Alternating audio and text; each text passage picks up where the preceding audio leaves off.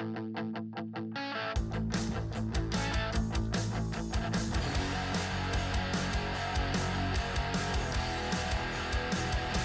feel like the new bike just had improvements all across the board.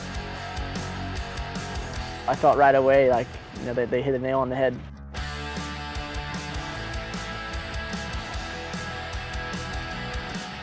This year, just right out of the box, is just an awesome bike and feels great in all the areas of the track.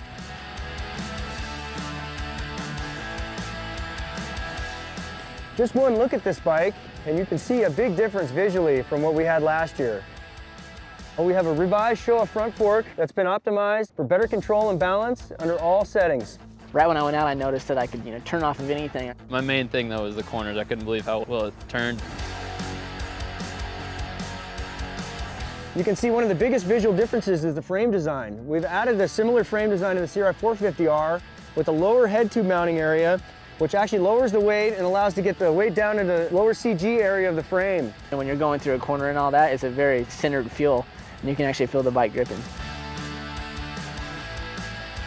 You can see that the lower shock body has now been lowered down to increase that center of gravity and allows the rider to be able to feel and whip the bike.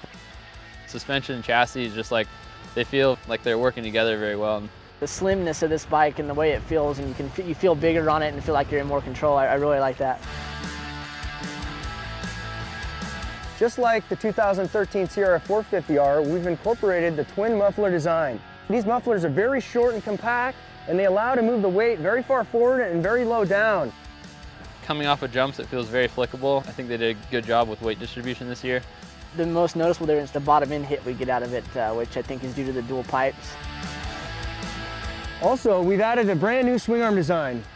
It's contoured and it's been optimized for rigidity and balance and improve the balance of the overall handling of the machine.